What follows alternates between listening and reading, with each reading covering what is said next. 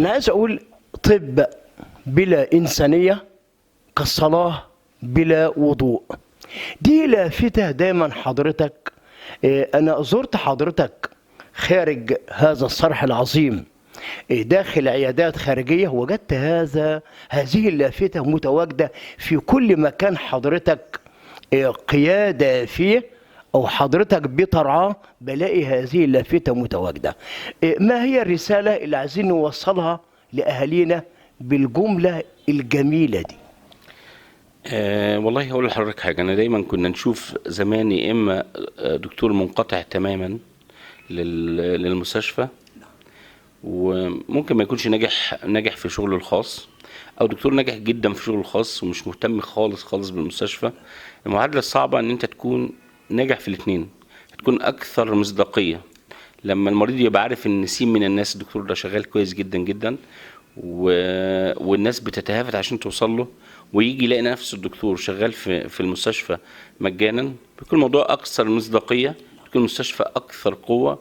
مش انا لوحدي اللي هنا في نفس اللفظ بنفس الطريقه كده، هو احنا رساله وبينتشر انا بنسميها عدوى الخير بتنتشر. زمايلي الناس الاصغر مننا بيعرفوا ان حق المريض، يمكن حق المريض زي ما بنقول كده في اللفظ، اسف في اللفظ، المريض الغلبان اهم من حق المريض اللي معاه فلوس.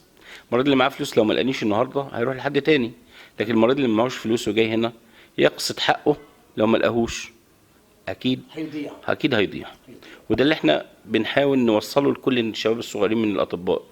انت لازم يكون في جزء انساني، والرزق هيجيلك.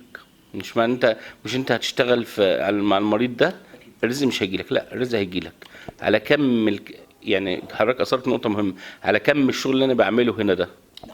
هل ده بينقص من رزقي؟ لا خالص، ده بالعكس. يعني كويس ان حضرتك اثرت النقطه دي، لان ناس كتير كان في مخيلتها لو المستشفيات الحكوميه اشتغلت، العيادات الخارجيه وشغلنا الخاص هيتاثر. بالعكس، وشوف اي حد شغال كويس جدا في المستشفيات وشغال على القطاع المهم من الناس اللي احنا بنخدمهم هنا، هتلاقي يعني ربنا بيرزقه بره.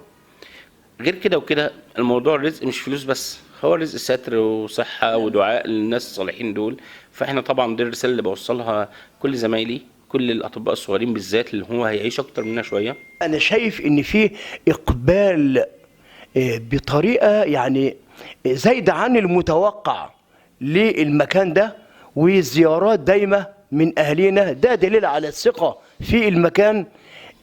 يعني لو حبينا نوصل للناس دي رساله نقول لهم ايه؟ انا هقول لحضرتك حاجه. احنا الاكتر كمان من الشغل العادي هو شغل الطوارئ.